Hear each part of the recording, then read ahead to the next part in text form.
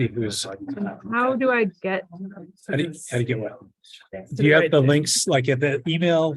Or there's in the email that they sent out this morning, there's like everything in there, and then you can get the Zoom links, the Google Doc. People get to see it. I felt sorry for all the first rounds because there's nobody helping me. And so I had to troubleshoot one room at a time. I get to just troubleshoot with you and you're easy. This is not even. Don't load it. All right. Actually might even get to produce you rather than just start and go.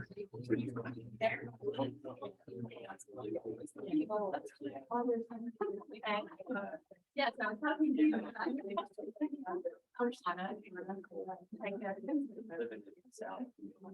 Yeah.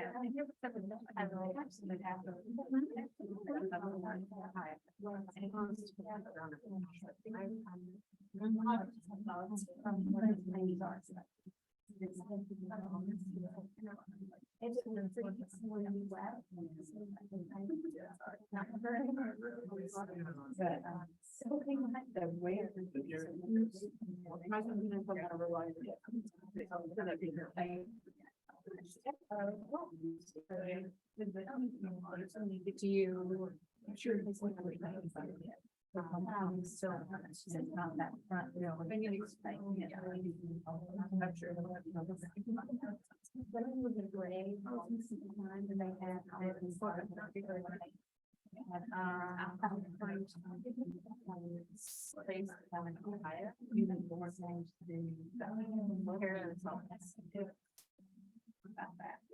But it's great.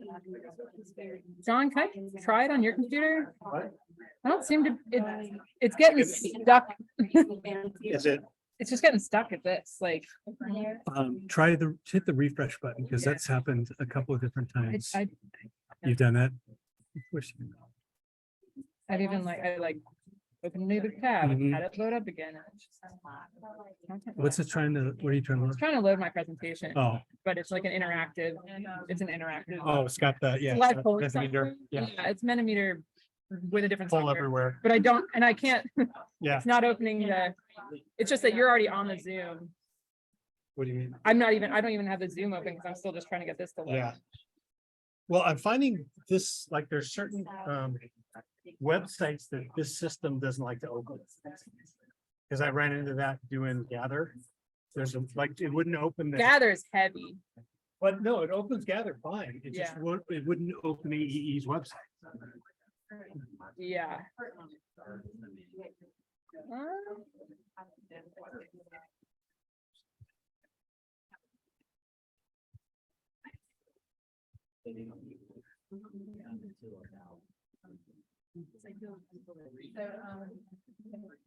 Now I'm just.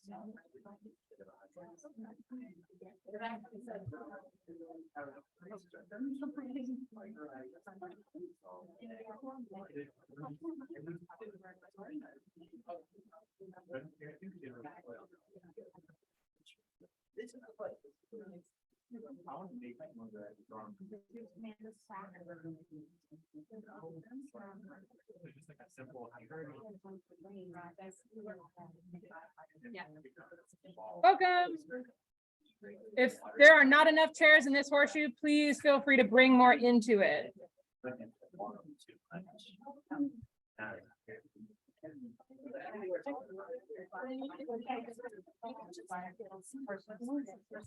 I am now hotspotting. And Because that's Plan C. that's working. That's working, but I kind of don't want to hotspot to Zoom too. Right. So, but they need to be able to see this. Okay, how do I get the link to this thing? They sent an email out this morning. If you can get your email.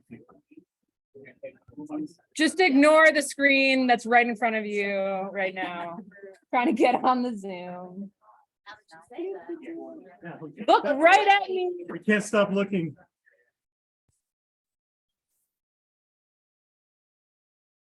I don't see the email.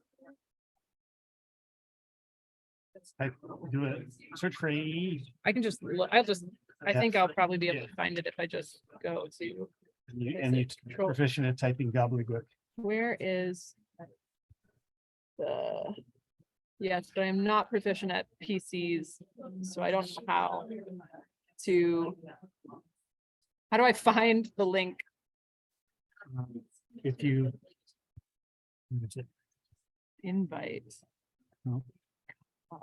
The invitation. If you, oh, I'm gonna put it in the chat. okay. Well, but you won't get it in the chat.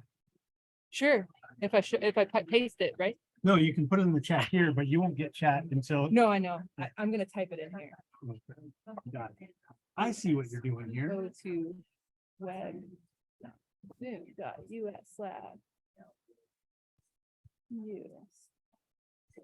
K Y R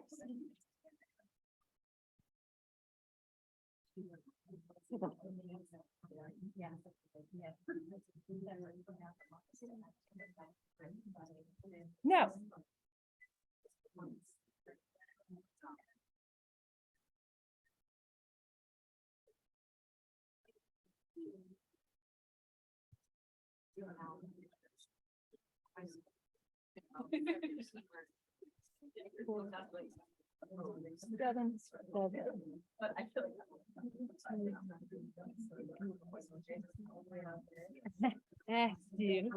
Do it. It's right. Let me in. Recording in progress. Is Mute. Off. I am silent. good. Okay. Well, we know that's. And I'm gonna turn on my video. No.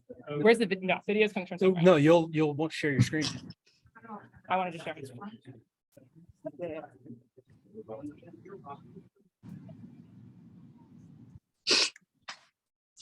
Oh. Which one is this for again? It's the one I'm doing is Well, I obviously am gonna have to that do you're that wrong navigating disagreements. Is that, do that one too, because I couldn't do the first one. did we do it with 1 minute left? I think so.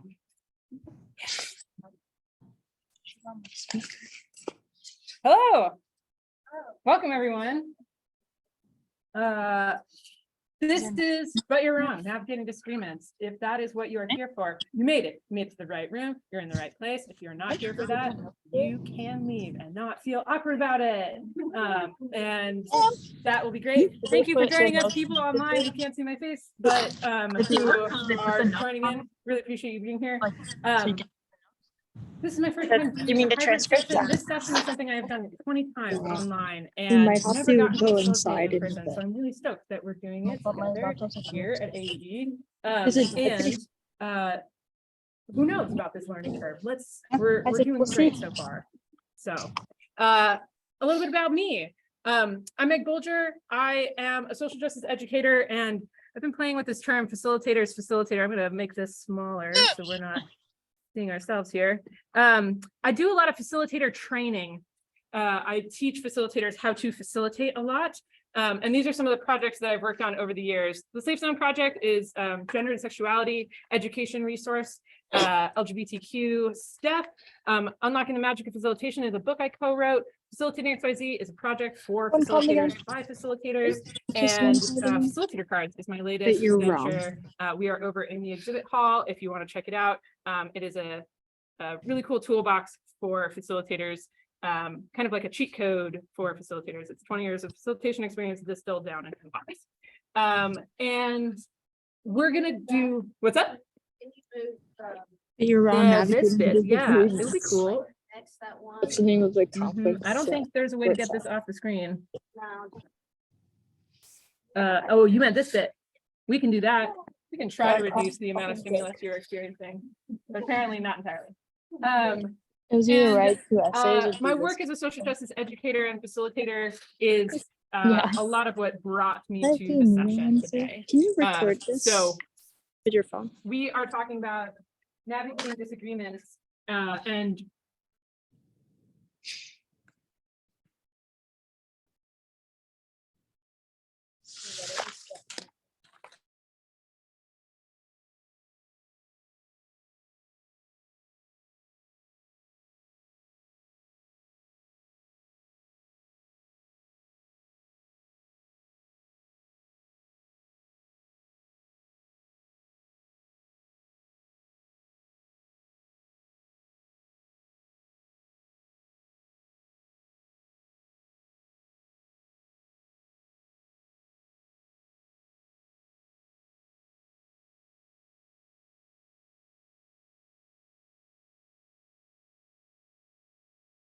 Anyway, and I don't want you to turn it out, because I want you to find something you don't know in your vicinity, and I want you to check me.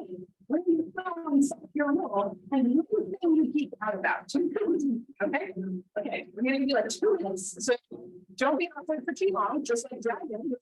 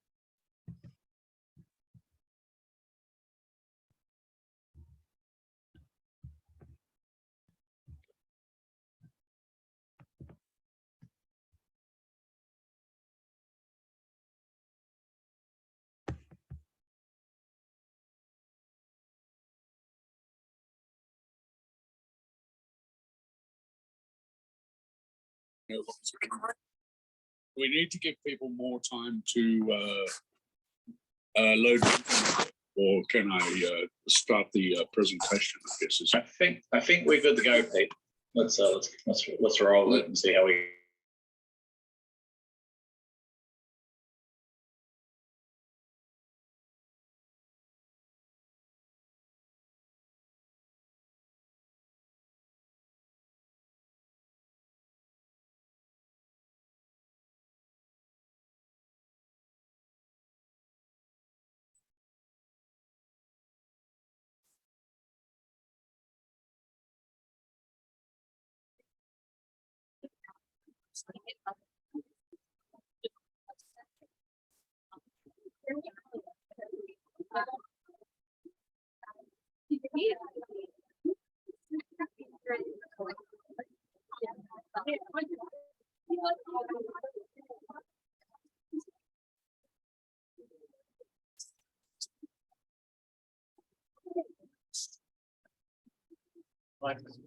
Yeah, okay. Well, hopefully you learned a new person. Cool. Folks online, if you want to start out with that, you can. Okay, so what are we doing today? Goals of our session today. We are going to hopefully get involved with 2 tools that I think make more productive disagreements. We are going to build an understanding of ourselves and other people and digits, and that's what we're going to try. And we're going to talk and maybe explore this concept of building empathy across different. We are going to have like 3 focal points, which is to identify current thought patterns, particularly ones that get us into dead end when it comes to disagreements. What motivates our behavior, or a model of motivating our behavior and others, and the pattern of identifying the story that is in our heads. So we're going to do a lot of this session. It's going to involve, we're going to do some self-reflection. We're going to do some, so you can say breakout groups. So I could say like small group conversations and breakout groups online both. So we're going to both. And the first one, we're going to go to the conversation pod, we're going to breakout groups, and we're going to do that. And we're also going to use live polling throughout the session. So you are going to be invited to places like you won't be able to do the live polling. Most of you are laughing because you don't have a flip phone, so you will be able to do the live polling. And that's what we're going to do. Great. That's what we're going to do. We're going to start doing some of that now. If you have been to a lot of if you've been to sessions of mine in the past, know that this is going to be, the beginning of this will be a little more me talking to you than a lot of the sessions I typically do. And then we'll kind of end more on the you talking to each other heavy side. Okay, so we're going to do some live polling now, which means we need to go to this website. So pick up your phone. Such a weird instruction. Pick up your phone and you want to go to ahaslides.com/wrong. So folks who are online, you also want to go to that website. And if you have your phone, in addition to whatever device you're tuning in from, you want to go to ahaslides.com/wrong on your phone, if at all possible. That way you don't have to window manage or our online folks. Okay, once you are there, you should see this question. What is your go-to gas station snack? And you can go ahead and give us an answer to that.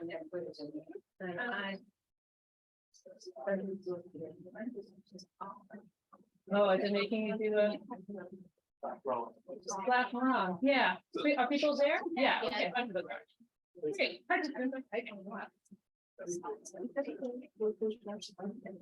Okay.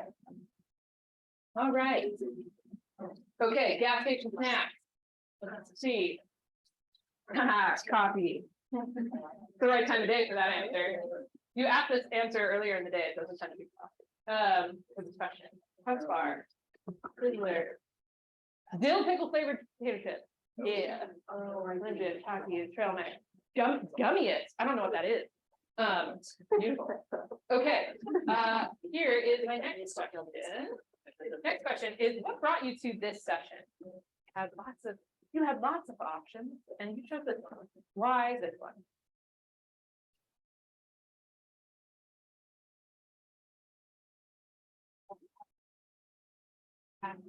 Yeah, if the Wi-Fi is giving you trouble, I do find it better not to be on my side. The word. Nailed it. Great. Okay.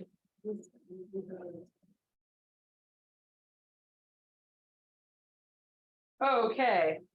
Yeah, great. Personal conflict, Republicans, that I'm conflict avoidant, better communicate, disagreement, Meg, my wife, Nick, lots of these brought you here. Okay, I think there's a lot of value in conflict. I was referred by a colleague. Disagreement is everywhere. Learning how to navigate and facilitate healthy conflict and discussion. I have people I find those dead end frustrating relationships with. Great, there's so many good reasons. Conflict. Great. All right. So my hope is that whatever brought you here, that by the end you're glad that you came. Okay, we're going to start. I'm going to start by talking to you about this TED Talk. So Catherine Schultz, I'll send you a copy of this. At the end, I'm going to put up links so that you can get this whole slide deck if you want it, and you'll be able to like find all these things. And if you give me your email at the end or you give me your business card, I will send you an email with all the resources. So Catherine Schultz on being wrong.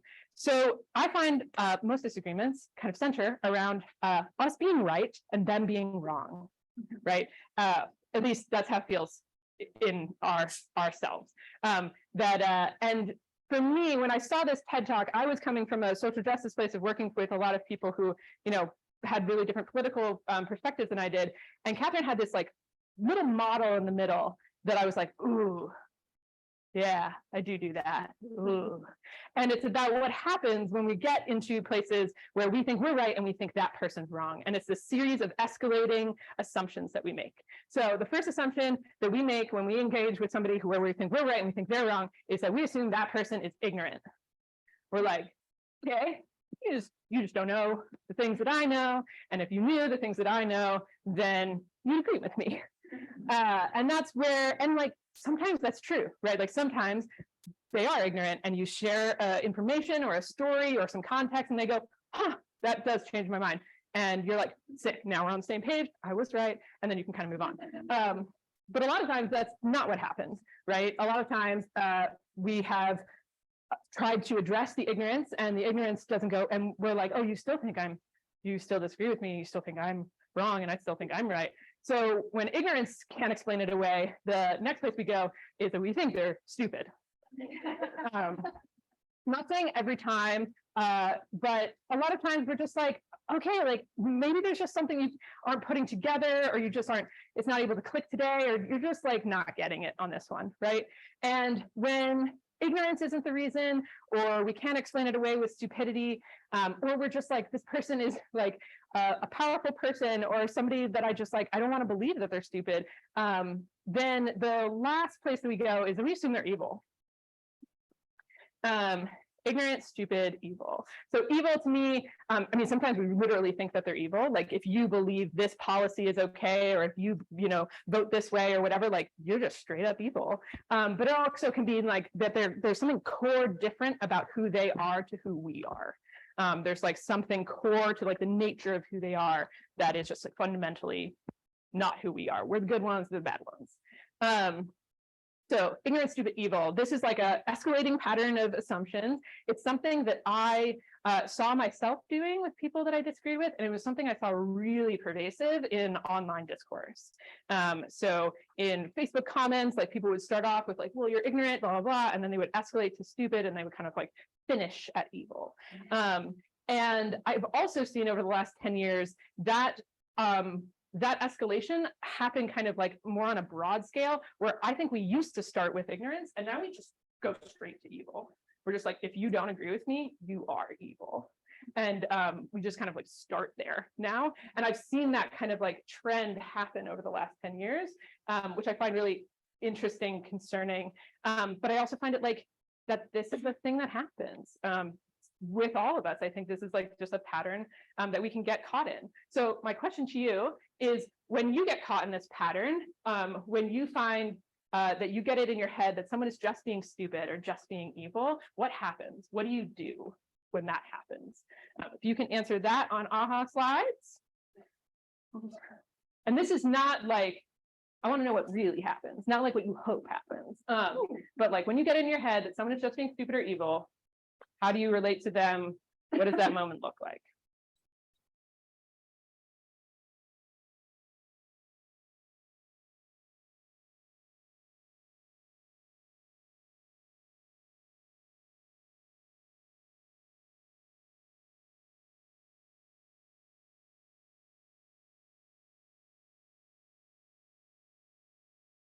Okay, rather than me, I'll read them out. If anybody would be up for just shouting out the one that you submitted, if you want to.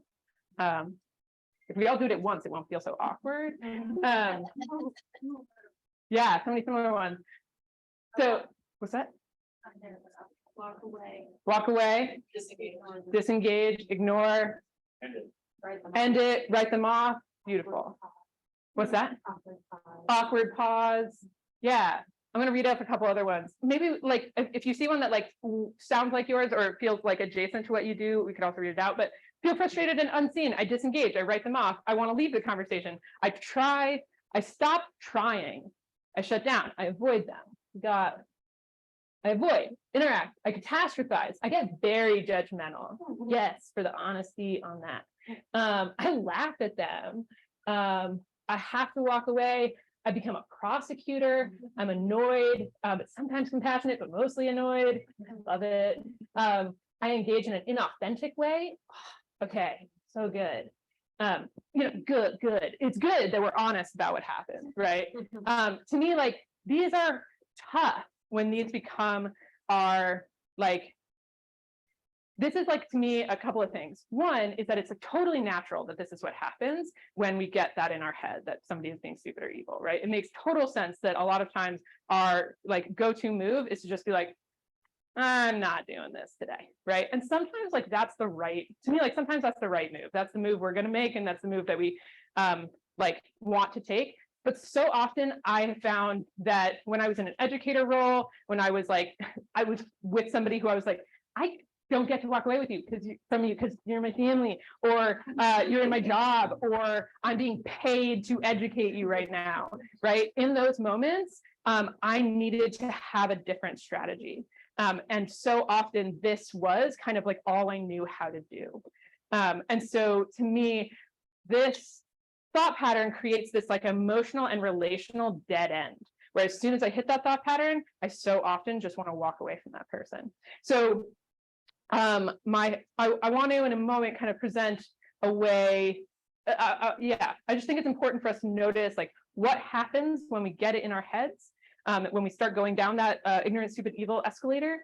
And I want to tell you a story about a time that I think I could have very easily gone down that escalator and something else happened. And we're going to unpack that story throughout the session. So let me tell you the story about the welder. So I was in rural Washington State. I was there to do a train the trainer, teaching people about gender and sexuality stuff, and they asked us to host a town hall. And we were like, sure, no problem. And we got there and found out that about half the people in the town hall were queer students who were like so excited that there were queer adults on campus, blah. And then there were about half the people who were getting extra credit and absolutely despised being there. And one of those people was a welder, a guy who was retraining to be a welder, and he was sitting like straight in front of me, arms crossed, leaning back, just like, ugh. Did not want to be there. And about 5 minutes in, dude raised his hand, and he kind of just like lets out like a litany of questions, resistance as questions. So he was like, you know, like, why are there LGBT, like, why are there so many letters? And like, I thought like queer was a bad word. And like, why do you guys put bumper stickers on your car? Like, I don't put like orange straight bumper stickers on my car. And I was like, okay. We would take the questions one at a time. And so we did. And we were like, there are a lot of letters. My favorite term is like alphabet mafia. I don't know why we're not embracing that more. So we were like, there are a lot of letters, and like queer is complicated. For some people it's bad. For some people it's really lovely. Like, here's why bumper stickers. And he, you know, he's sitting there and he goes, you want to know what my real problem is? And I was like, yes, sir, I do. And I was like, I do. And he was like, you know, 20 years ago, I was in the military and I was on shore leave. And I walked into a bar. I didn't know it was a gay bar. And I was like, where is this story going? And he was like, I don't know, it was a gay bar. And I was like, okay. And he was like, the looks those people gave me. And I was like, Navy, shore leave. What were the looks? Like, what were the looks? And he was like, you know, get out of here. You're not welcome here. Wasn't very inclusive. Wasn't very welcoming, was it? And I was like, that sucks. And he was like, does suck. And I was like, yeah, that totally, that feeling of like feeling isolated, feeling like you're not welcome, like you're a sore thumb in a space and you just wanted to relax, kick back, like that feeling sucks. I get that feeling. I have had that feeling, sir. Like, I had that feeling, you know, like I've gone into straight bars and felt like that, where like, I'm just trying to relax. I'm not trying to bother anybody, just trying to like have a drink and like hang out. And people make me feel like I shouldn't be there. That feeling really sucks. And you get that. And he was like, okay. And I was like, and that's like kind of why we're here, is like, we don't want people to feel like that, you know, like lots of people feel that way a lot. And that feeling really lingers and it sticks with you. And like, we don't want people to feel like that. So yeah, he was like, huh, and like uncrossed his arms and like kind of sat forward and he listened the rest of the talk. And at the end, he came up to us and he was like, you know, I never thought about like most of the things you said today, and appreciate the conversation. And he shook my hand and he left. And I was like, what just happened? So that's the question that we're going to unpack a little bit, is like, what happened in that interaction? What happened in that interaction? So I want that to just marinate in your brain. And I'm going to introduce a model that I think has something to do with that interaction. So who has heard of Maslow's hierarchy of needs? Who has heard of Glasser's choice theory? Okay, oh, like way more than usual, cool. Okay, so I kind of borrowed some things from Glasser's choice theory. I am not using it in all of the ways that he uses it, but I think it's really interesting. So Glasser's 5 needs, unlike Maslow's, these are not in a hierarchy, okay? These are just, there are 5 core human needs in this theory. All of us have them, and but we have them in different amounts and to different degrees. Okay, those needs are security, love and belonging, power and recognition, freedom, and fun. Okay, the first one is the only one that's like a physiological, all the rest are social emotional needs. And what we're going to do is I'm going to tell you one of the needs, and then I'm going to ask you to assess on a scale of 1 to 10, 1 being really little and 10 being really big, how big does that need show up for you in your life? Okay, most of you have never heard of this before, so it's going to be a very much a first thought, best thought sort of thing. Okay, so that's what we're going to do. So if you can pull back out your phones, if you are not back on AHA Slides, we're at ahaslides.com/wrong for those people who are online. It's at the top of the screen if you want to join us. Okay, so the first need is security. So this is the need for food, shelter, and safety. When I say we all have these to different amounts, I actually, whenever I do this session, I'm so glad to do this at AEE. Whenever I do this session, I tell a story about AEE. So every year I go to AEE. That's been true for a long time. And every year there's like somebody who, usually we're not at a retreat center, usually internationals are at a city, right? There's like a hotel conference, there's a conference hotel, then there's like not, and every year there's somebody in my life who like shows up and I'm like, oh my gosh, where are you staying? And they're like, I don't know yet. And I'm like, what do you mean? And they're like, oh, I'm just gonna crash, like works out every time, you know? And I'm like, oh, okay. And then there's like the other end of the spectrum who are like, I'm at the conference hotel, I got here yesterday, I scoped out all the restaurants, I know where I'm eating, right? Like, we know who we are. And those people both need food, shelter, safety, really different security needs, right? Okay. So on a scale of 1 to 10, and it doesn't have to be that story for you, but like, on a scale of 1 to 10, where is your security need? How does that show up in your life? 1 is little, 10 is big. So 1 is low, 10 is high.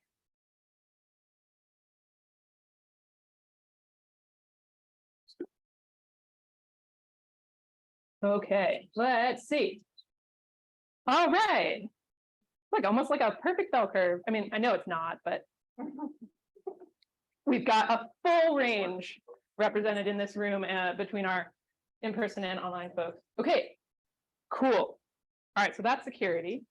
Love and belonging. This is the need for relationships, for social connection, to give and receive affection, to feel part of a group. How does that need show up for you?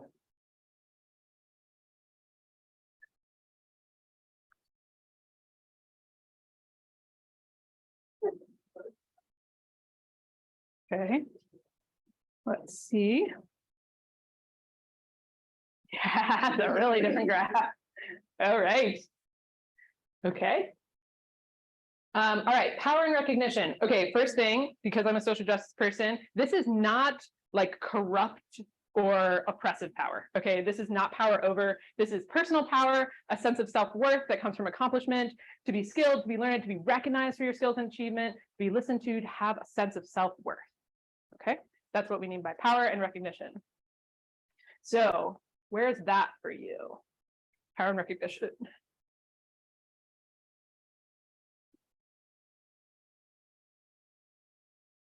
Thank you. Okay. Let's see. All right. Cool. Very interesting. All right, freedom. Freedom is the need for independence, autonomy, to have choices, to be able to take control of the direction of one's life. How about freedom for you?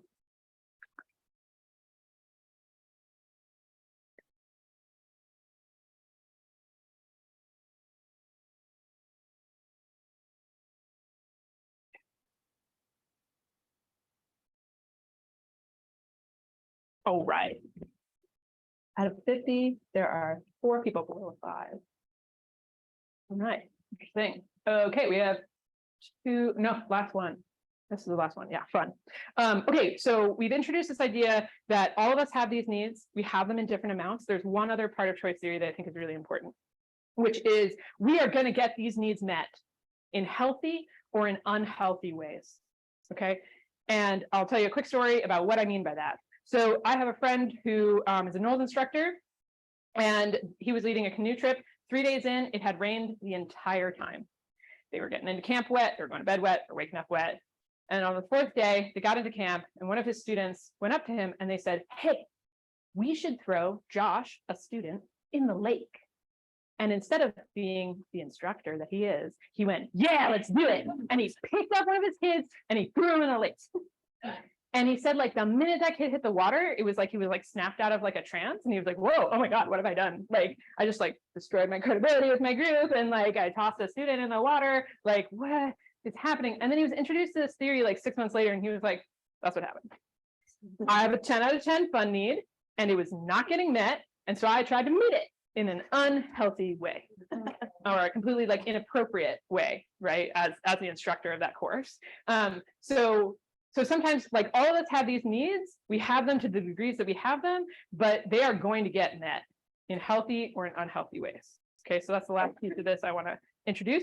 So with that, and obviously like throwing your kid in the lake might not be your definition of fun. The definition of fun we're going to work with here is to find pleasure, to play and laugh, to relax, to find psychological help through reducing stress. I love technical definitions of fun. Okay, on a scale of 1 to 10, where does fun show up? How big a need for fun do we have?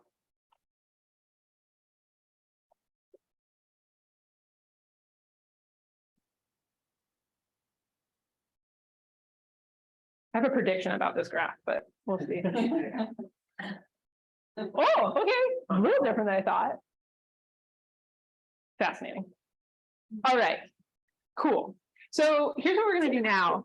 I want to kind of connect the dots of the things that we have brought up so far in the session.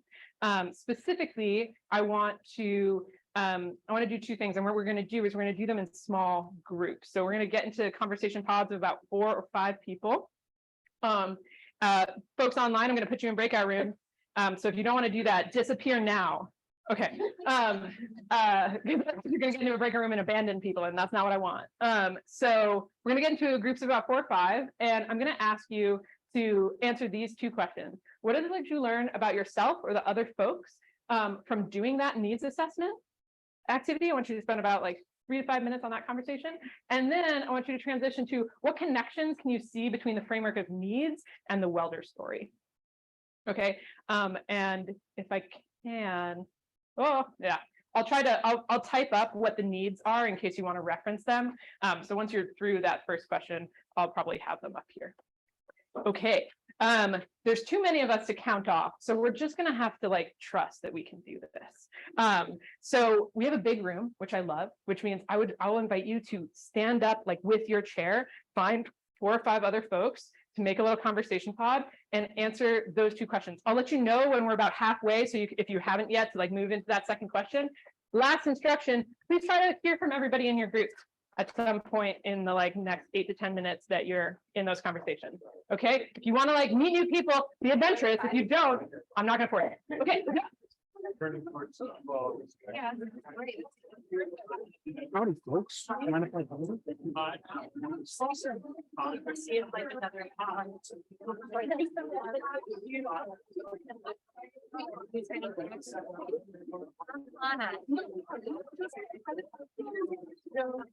I just wanted to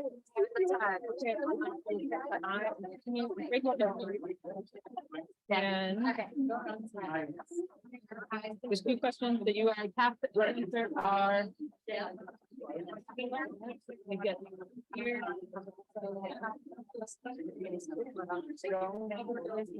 okay. In the chat, I'm going to open up the rooms, and hopefully that'll be a good experience for all of you. If it's not, feel free to come back and hang out. But I'll let you know it's about 8 minutes. So at the 10 past the hour, we'll come back.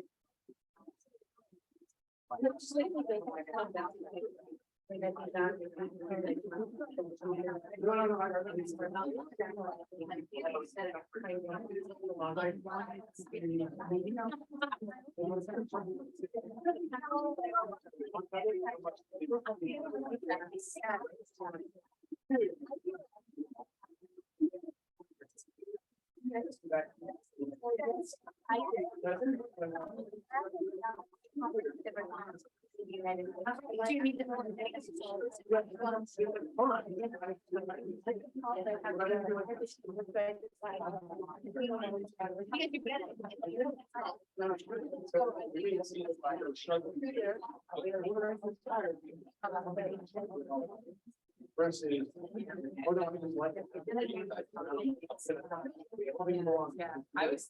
I agree with you, because when I was seeing that, I was like, wow, we are a self-sufficient town.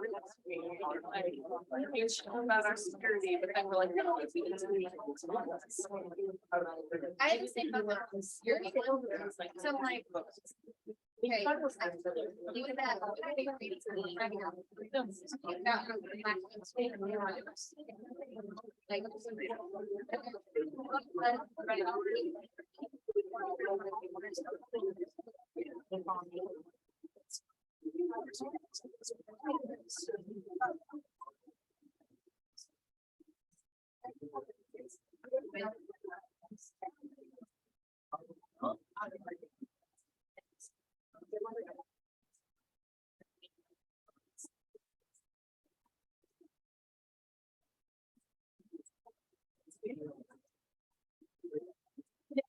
did, a bunch of them either didn't join or dropped, so, it's fine, I think it's okay.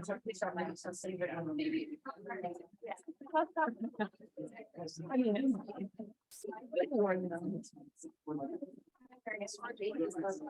yeah, I'm there's like a pair that is not ideal. People are. That's fine. Where, so this is the mic that is being picked up, right? Okay, because what I'm about to do with them is, I'm going to get like 4 or 5 people to have a small group conversation. Yeah, physical, right, I can use that term in here. So you said we're non-facilitator. Yeah, so is that gonna get picked up? Exactly. Yeah. I mean, I could give them a lab mic, but. Okay.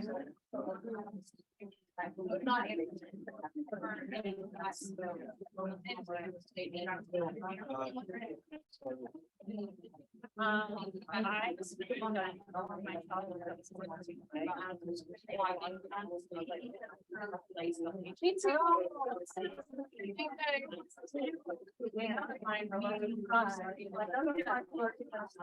I was like, one of them came up that I did not feel subscribed, but I was like, oh, thank God. I feel like.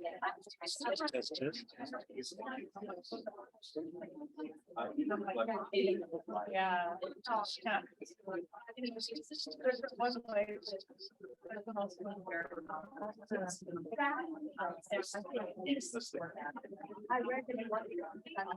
Okay, if you in terms of the second question.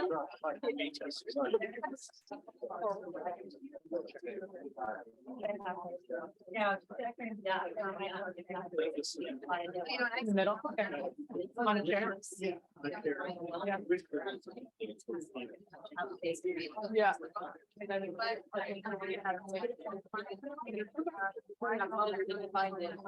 If you want to just hang out for like a couple minutes, you can just grab that chair.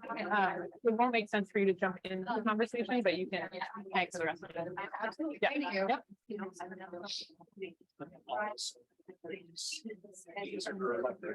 Directional, got it. Yeah, we'll do it like right up front.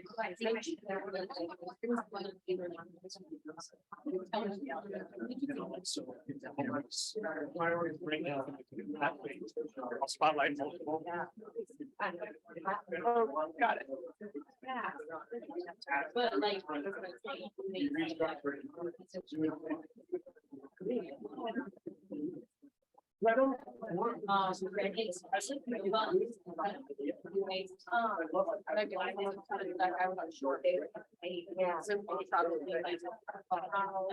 Ignore me, I'm just running.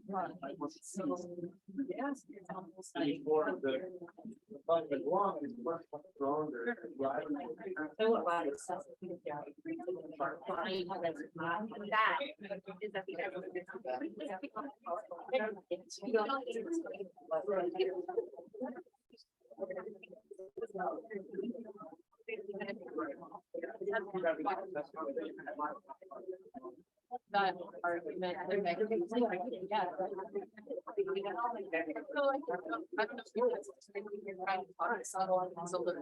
Like, and about like any social justice.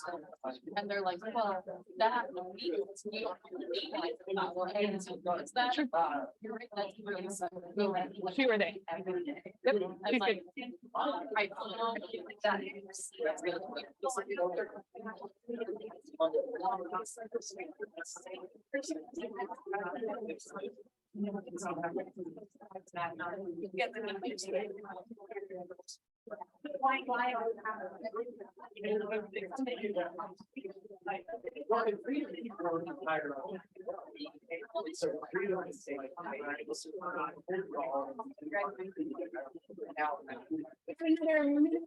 So.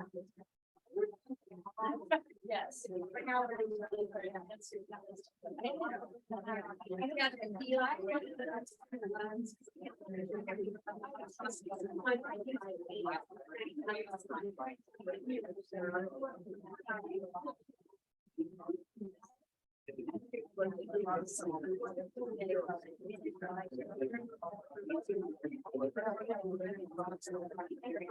Yes, yeah.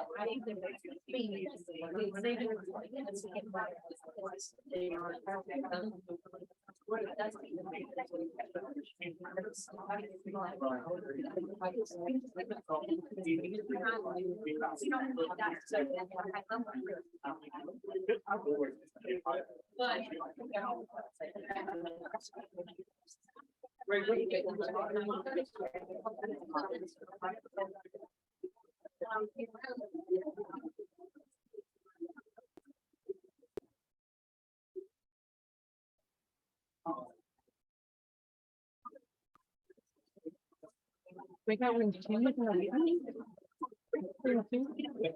that you? Okay. Okay, this started at 3:30.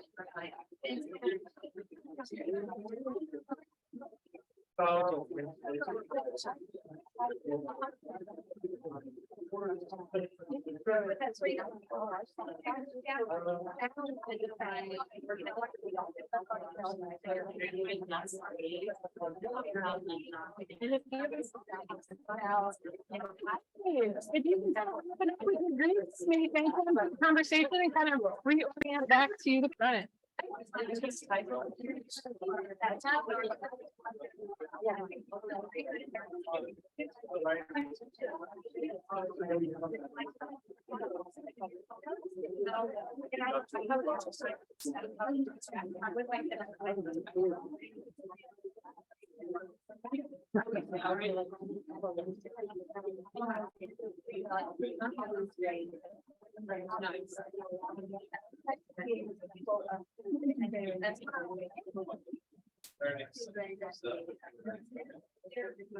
All right.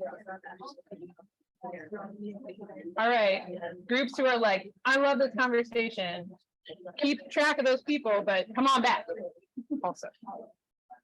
Okay, so my first question, and I'd love to hear from folks, maybe a few folks in the room, is anyone learn about something about themselves just doing that self-assessment that they'd be up for saying and sharing out loud with the full group? Raise your hand if so. Yeah. I feel very needy. Okay. Here's the great thing. There's no, well, like, to me, like, what I love about this model is that I want to have this relationship to it, that like having bigger needs isn't you don't get a set amount of points. You don't have 50 points, and you only get to be so, you know what I mean? And I think that's really important about it, that like you can have a high need for every single one of these things.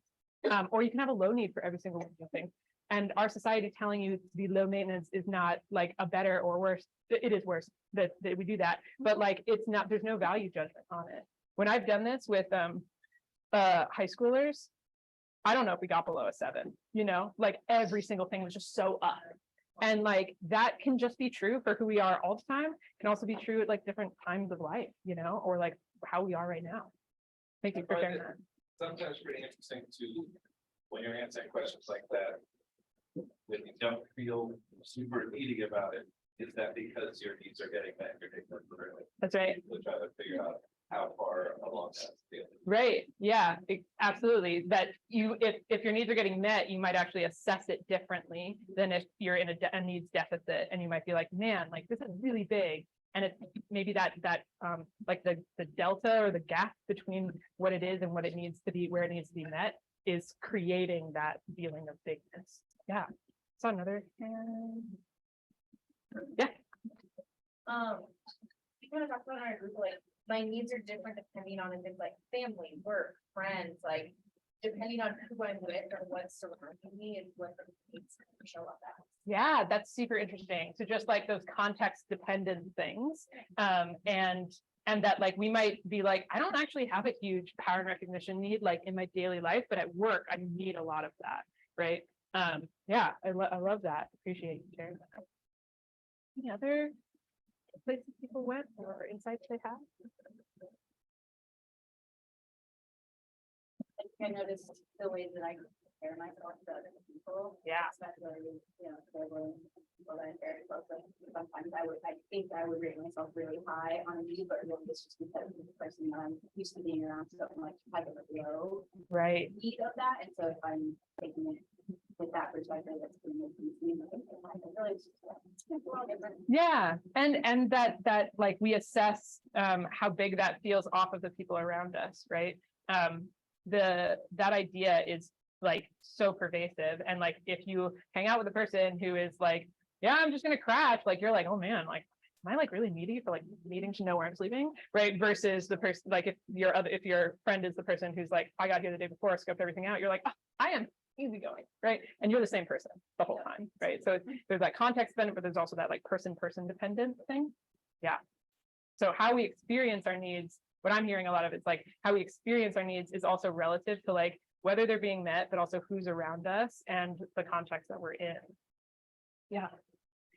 Okay, I want to get into the second question, but rather than having it popcorned out, I want to do a little fishbowl conversation. So what I'm going to need to do that is I'm going to need like 4 to 5 volunteers. And what you'd be volunteering for is to come up to the front of the room and have a little small group conversation that all of us are just going to watch and listen. So if you're like, I'm a verbal processor, this is my time to, this is your time to shine. And if you are like, I'm happy to like volunteer for like my group, we're not going to be able to get one person from every group, but I would love like 4 or 5 people to just who enjoyed getting into that second part of that question of what relationship does this have, the needs framework have to that welder story. 4 or 5 volunteers. People are volunteering people right now. That's happening. 1, got 1, 2 more. Someone come over here. 3, 1 more person. Yes. Okay, great. You 4, come on up, grab your chairs. And just create this little, like, face each other. Yeah, so like face each other. Yeah. Oh no, come on. No. Come on, come over here. Come. So we're gonna pretend everyone else isn't here, right? And you 4 are just going to have a small group conversation with each other. Yeah, like that. Okay, like people who chat. Great. And great. Yes, beautiful. Okay. We are all okay, wonderful. So what I'd love you to start is maybe talking about like what came up in your groups. when you started talking about that. And then if you want to take it into other directions or you have things to like build off of each other, great. If there's, I might jump back in with follow-up questions and I might not. So about like five-ish minutes, we'll just have a chat. Okay, go ahead. First thing that came up for me as a gay man was I don't think the developability would have wanted all the gay men to go up and give them all the love and attention that you said. How to get past that with coaching, but Amazing. We also were thinking about the contextual aspect of the questions and trying to separate who we are in different settings from the dimensions. And then what did it mean if we, let's say, had a high sense of, let's say, autonomy, feeling like a lot of freedom of space, but we were very much committed to other engineering values, those kinds of things, and how those become on us. I don't feel comfortable speaking about. We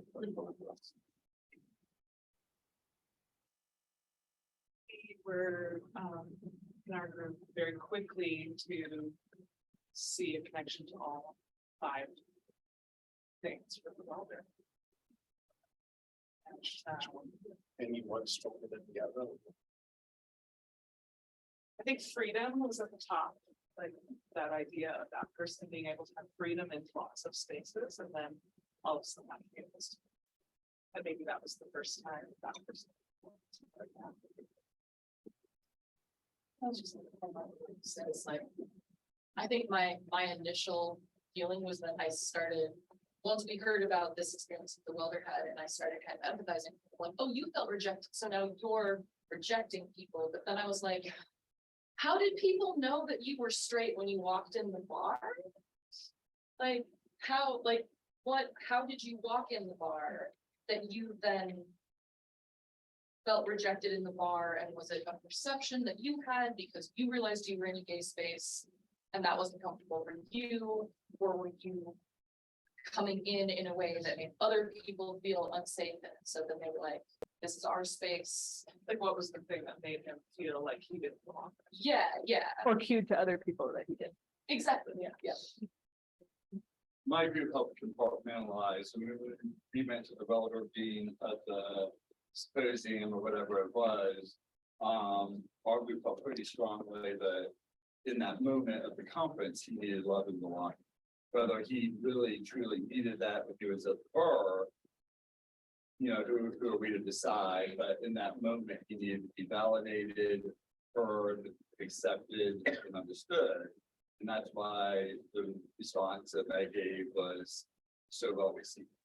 And I think also the freedom or the autonomy to have his belief system and to share what he did, you know, was a secondary need, but not to speak on behalf of our group.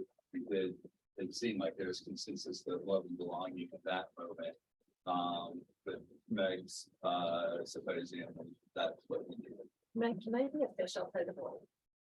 No. But you can once we've dissolved it. Thank you. Yeah. I want to zoom in a little bit on what you're saying about like there's kind of two sets of ways we can apply the needs, which is like to look at in that moment of the story he was telling 20 years ago, right? What wasn't getting met. And then what you just said is like, okay, but in this moment, what are the needs that are not getting met, right? Any like thoughts on that? Of just, yeah. You're like, and in this moment, you're like, too much. Yeah, so like in the moment of like when he was telling that story, right? There's the 20 years ago like experience in the bar and what needs were getting met that night versus like at the town hall, like what needs weren't getting met, like how that.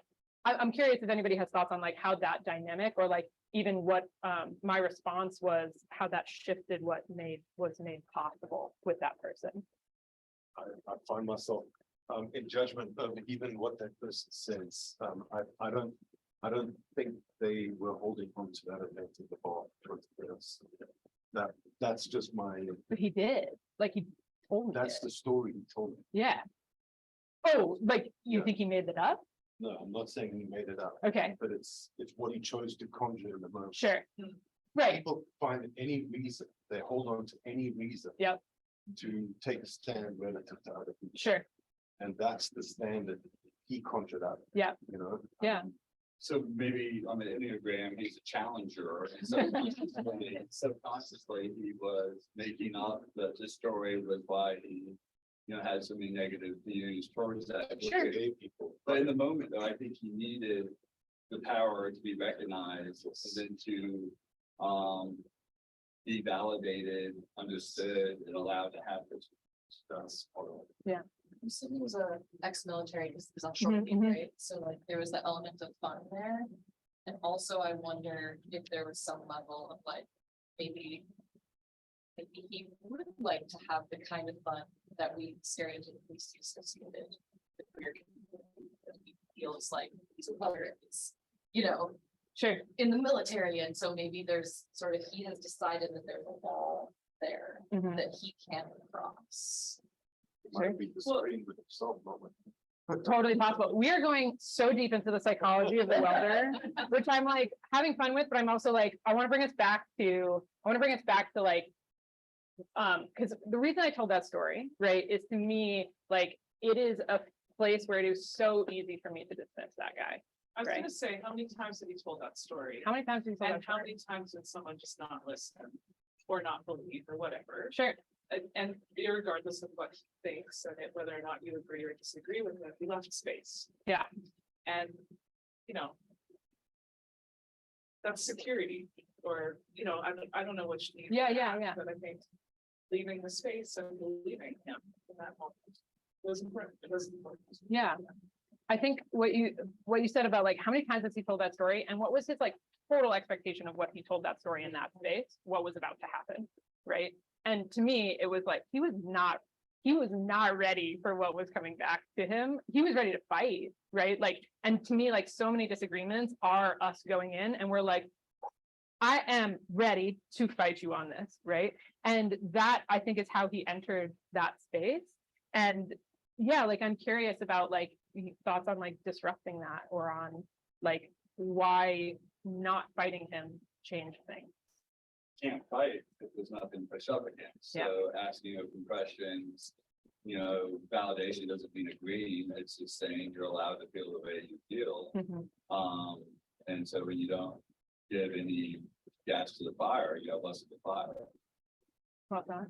I hear you, and I felt like that too. Yeah. Even though your stories are very different, at the same time. Creative connection. That connection piece. Yeah.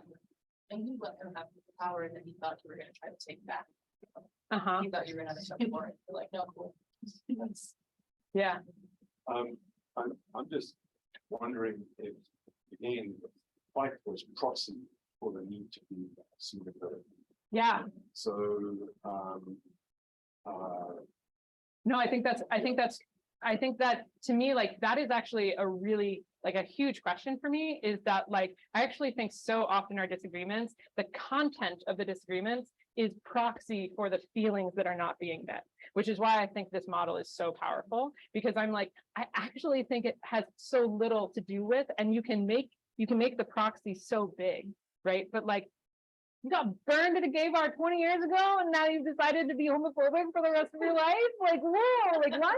But like, also, like, that's the proxy that maybe existed, but also like it dissolved also that quickly, where I was just like, sucks.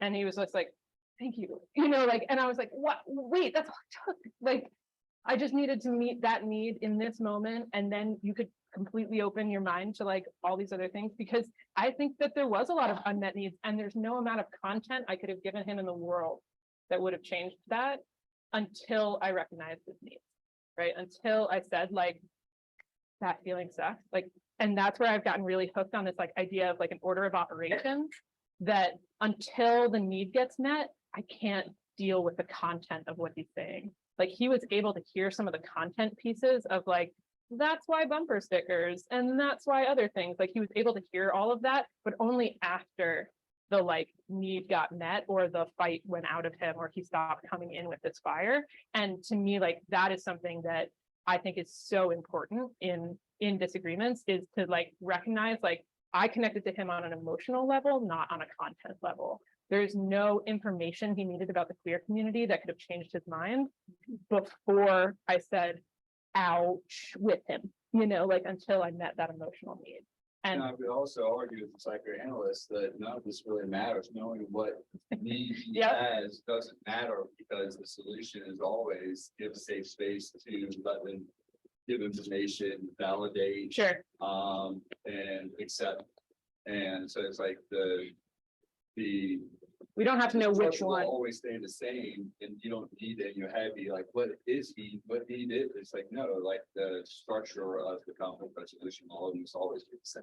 And I think to me, what's helpful is that some of us are going to have an easier time like being empathetic towards different needs. Like to me, it's more of a like a doorway that allows your empathy to come forward rather than having to figure out which one was really necessary so that I can meet it here. Like I think some people, pattern recognition is just so low for them that they're like, huh, you need that, like, you know, but they're like, oh, I understand love and belonging being really high, so like I can like make a generous story about you needing a lot of love and belonging. So I agree with you, the kind of like move is very similar, but I think the doorway can sometimes be easier to open, like thinking of the need being not met in a certain vector. I'm curious how assignment can be met in that moment. In that moment, just to your point, that there would be a like a way of the game already just needed to dance with Yeah, in the moment in the town hall. And sometimes we're not going to be able to meet every need. We're only going to be able to meet certain ones, and that's also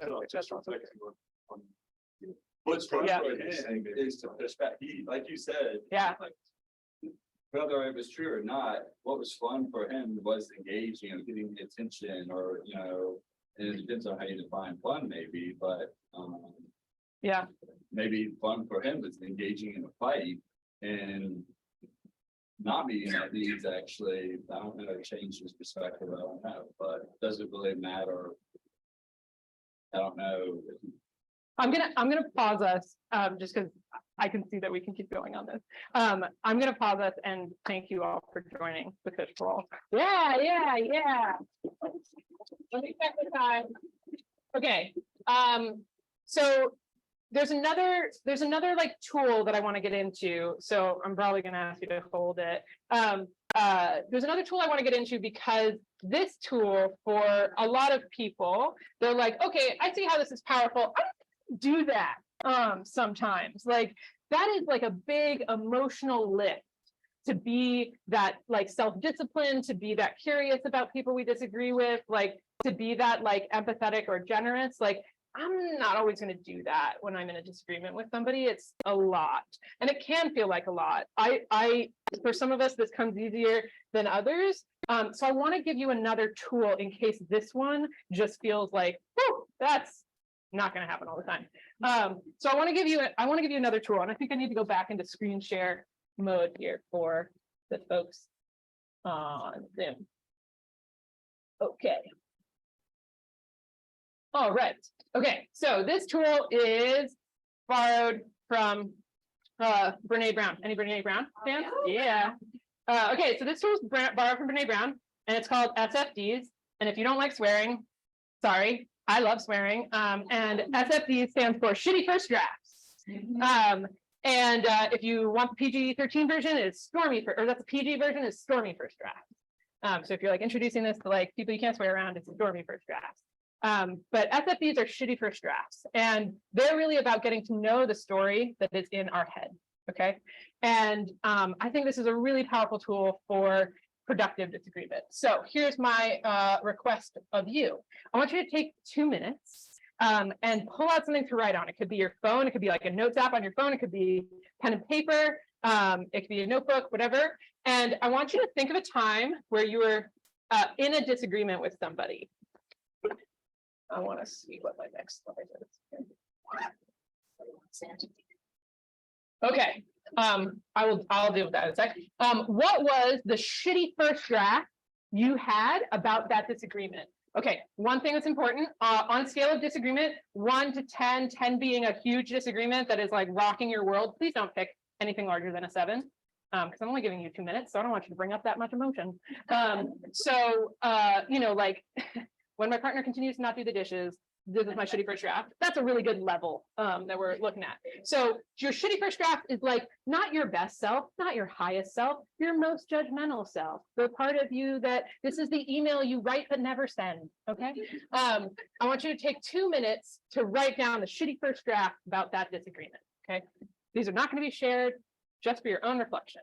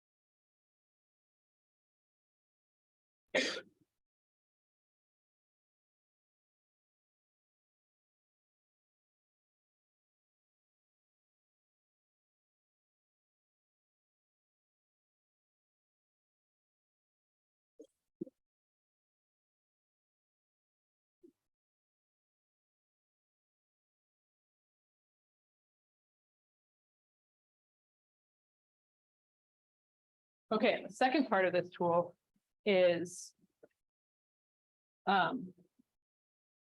this sentence. The story I'm making up is.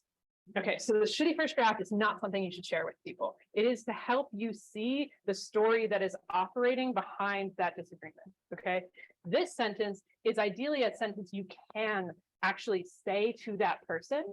Okay, so I'm going to give you 1 minute to try to think of, is there a sentence that you could say that starts with the story I'm making up is about this disagreement?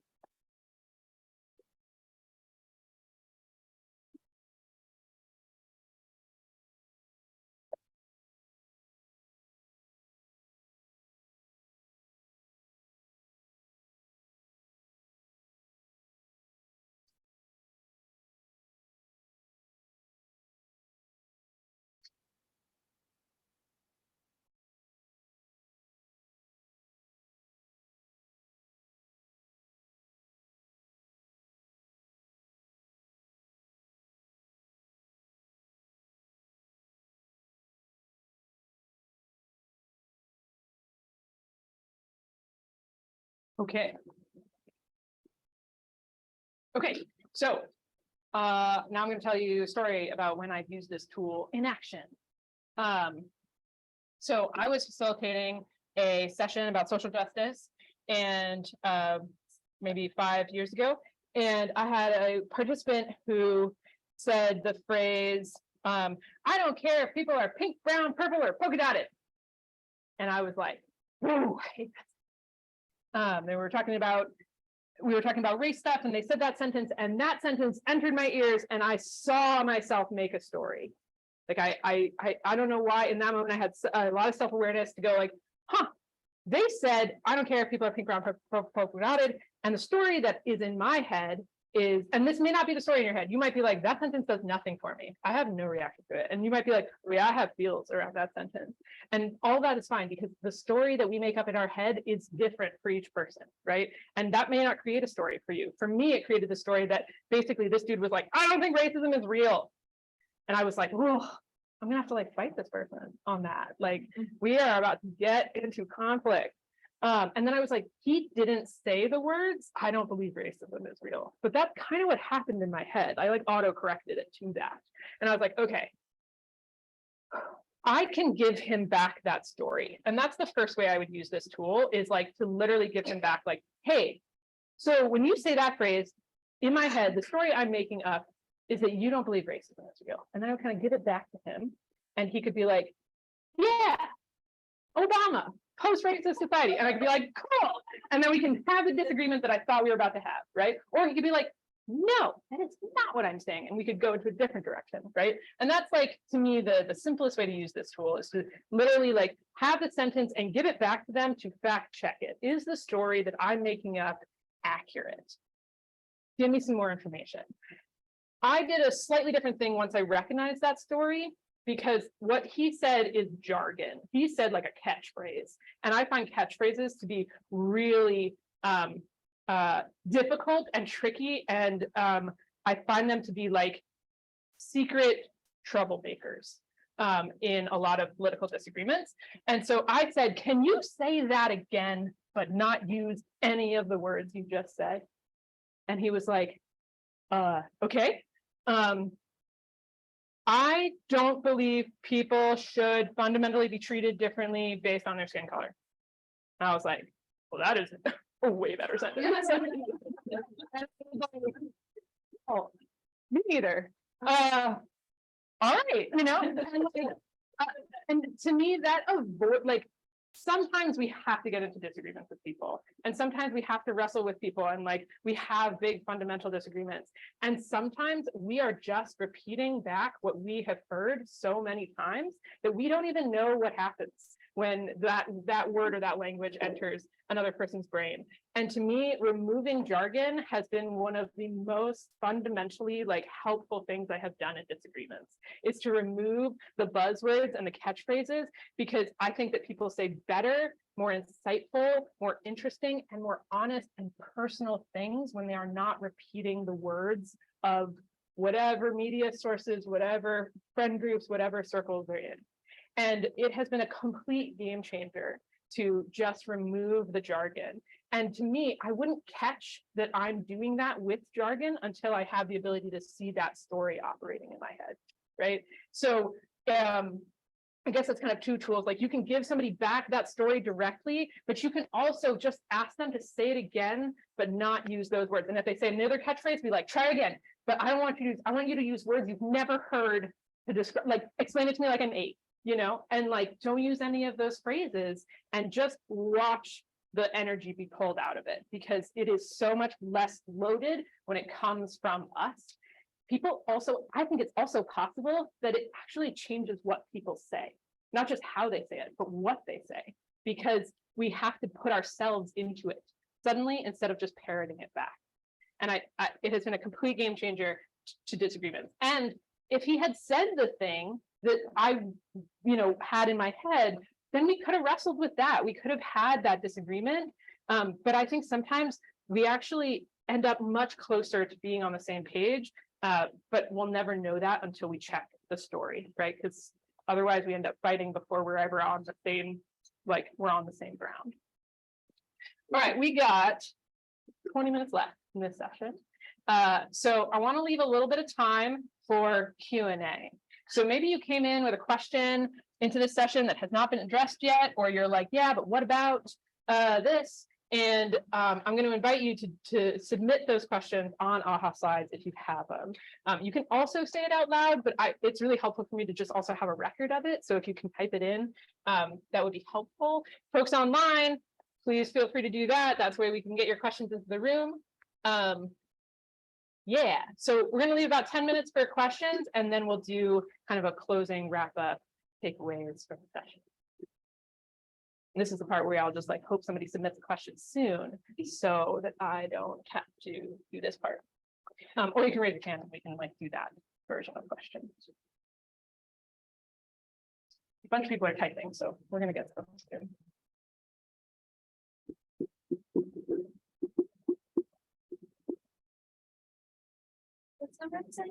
AHASlides.com/wrong. Right up there at the top if you need it.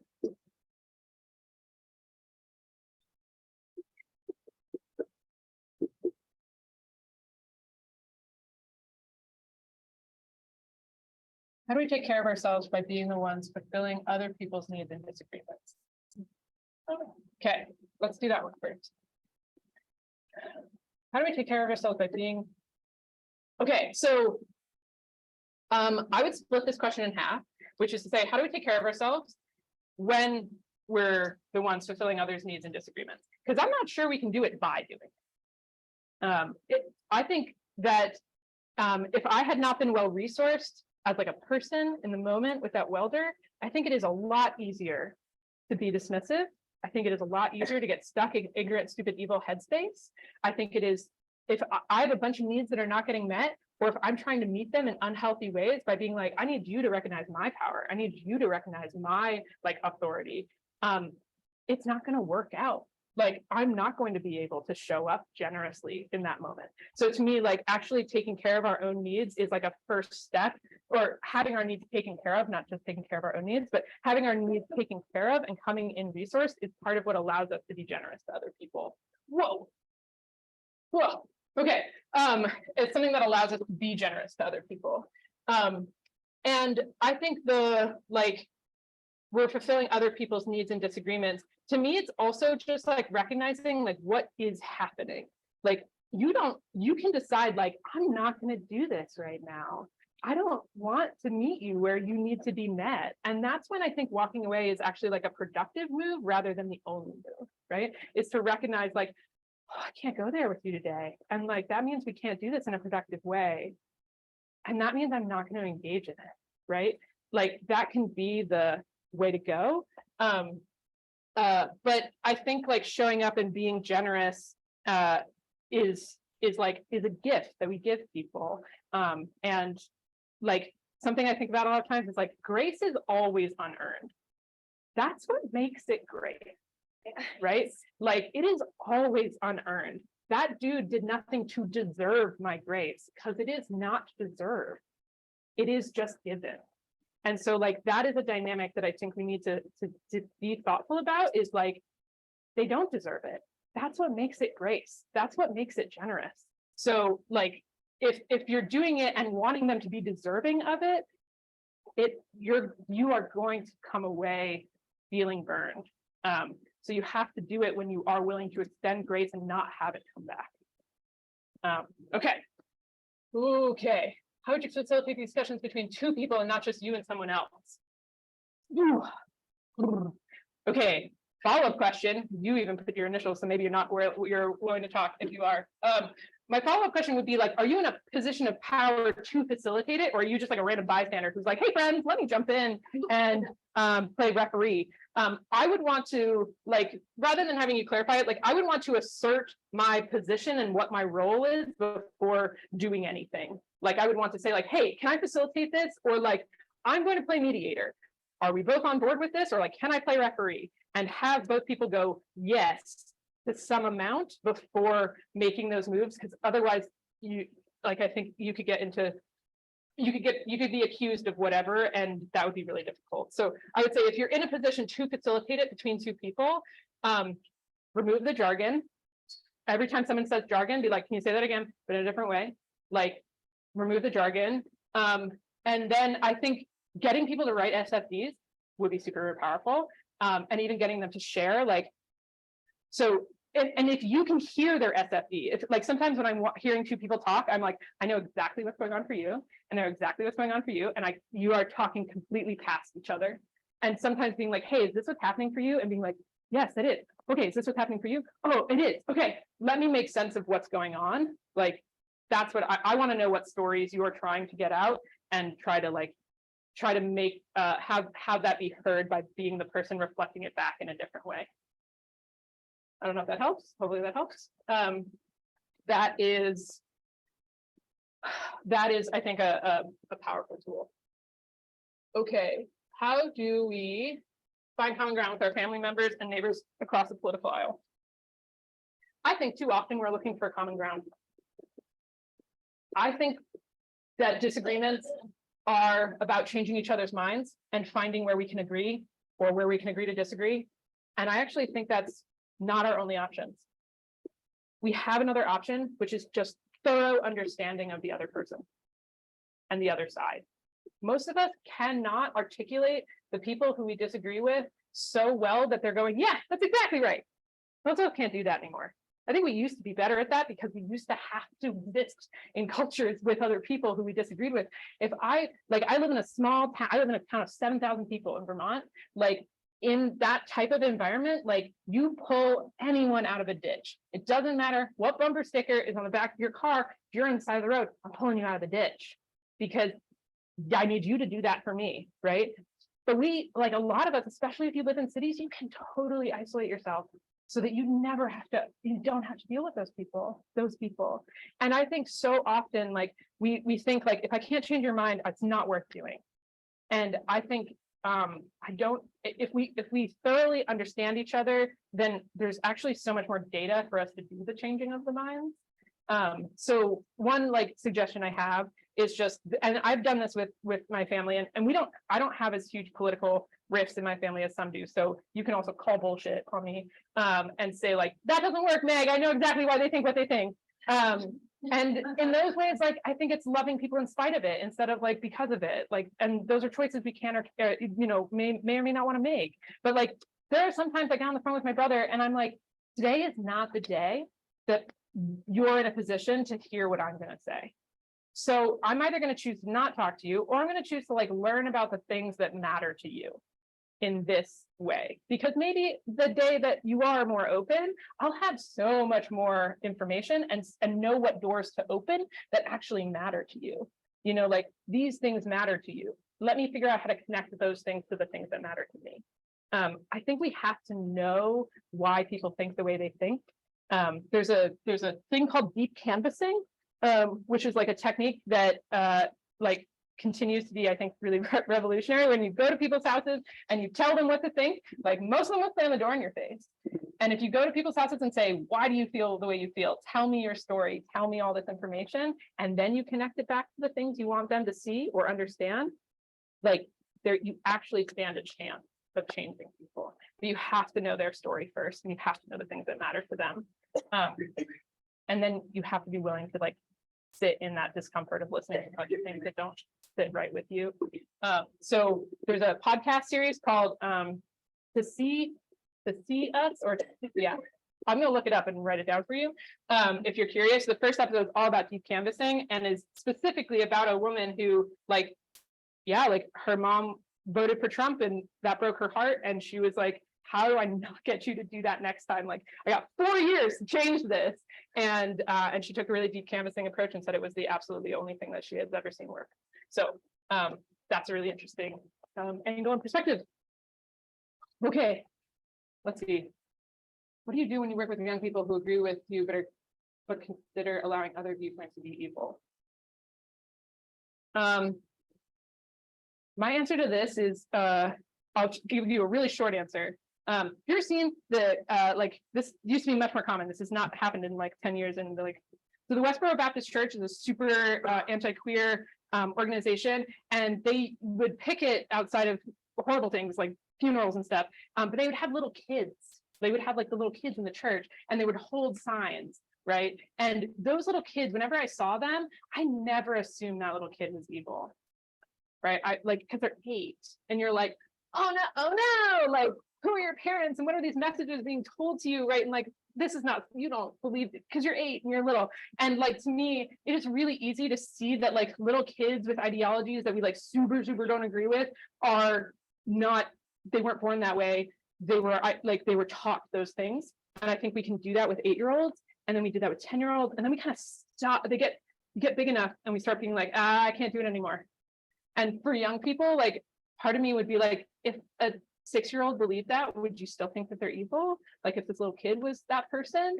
For me, like, I just have an easier time, and I know that it's easier to see that it's socialization and that it's like the constructed environment. And that's, I don't know, that's where my brain goes, is just like helping them see that like maybe there's people they can hold that compassion for and not be dismissed as evil. That if they can do that for them, and maybe we can like open up or poke a hole in there. I saw hands. Please come talk to me after. Please come talk to me after. I just want to make sure that we wrap up before I like open it up to the floor. I want to make sure we do this wrap up. Okay, last question that I have for all of you is, if I remember nothing else from this session, I want to remember this.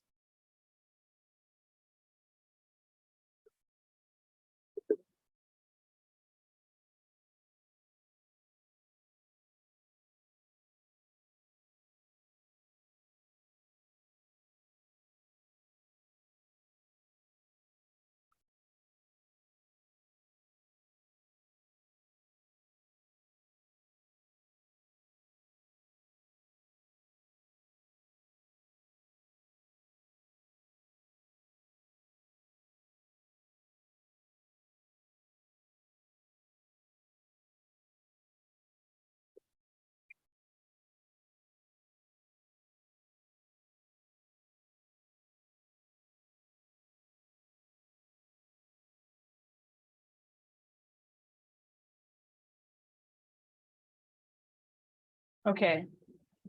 What I'd like to do now is I'd like you to connect with the people that you introduced yourself to at the very beginning. And I'd love you to share one takeaway, whether it's this one or a different one from the session, and just have a moment to like connect and reflect before we like pull out of this headspace and go back into the world. So reconnect with the person that you did that intro with. If you're like, I didn't have an intro buddy because I was not here at the beginning, come up and find me and I will connect you to someone to chat with. Okay, take next 3 minutes. Go ahead. Anyone need an intro buddy?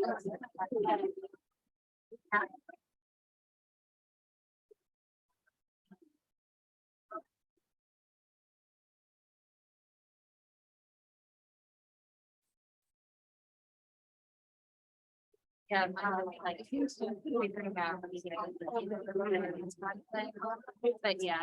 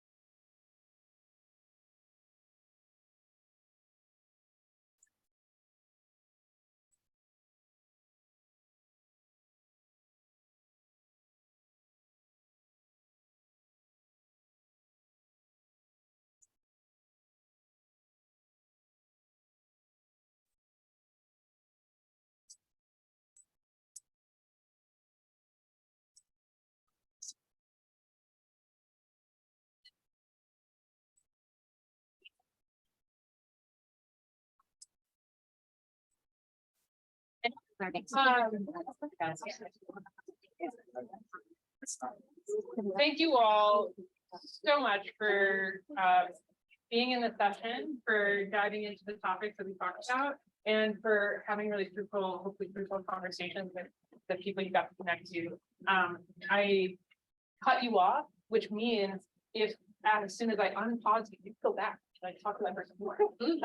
We have two-ish plus more days with the folks in this room. Yeah, I just want to be the like excuse you use to start these conversations again. So please feel free to be like, hey, blah, that next session when she was saying this, like, please use me as that excuse.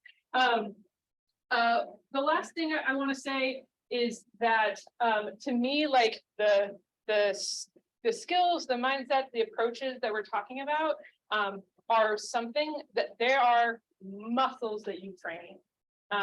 And that if you want to get better at doing them, like in your job setting or with your family, like, or whatever setting you find the most difficult, like you kind of need to train them at a lower level first, right? So like, you don't walk up to a 150-pound barbell and just go, let's do this, you know, like you train that lift.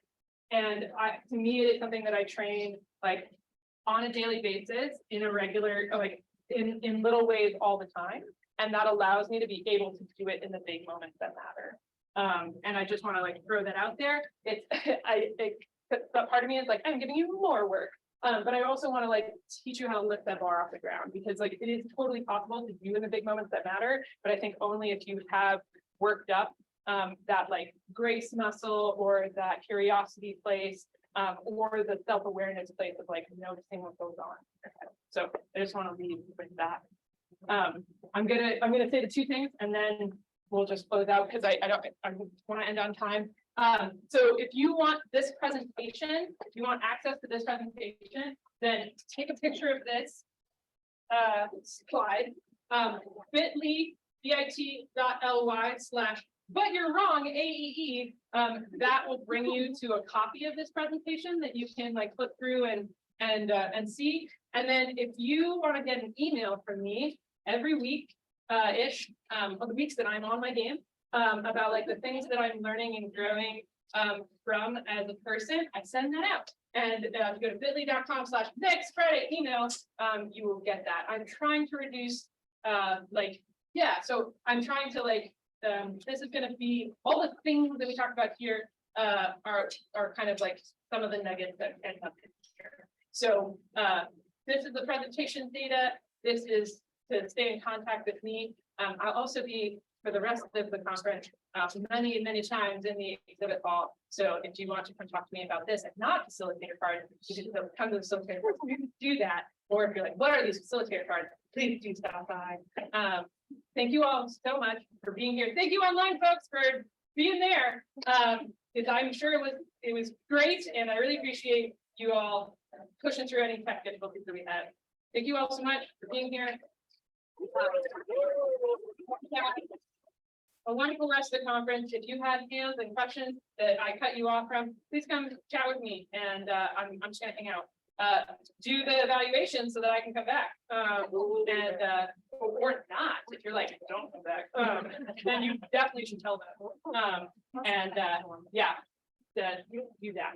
Okay, you're free to go, or come chat, whatever you want to do. Thanks, y'all.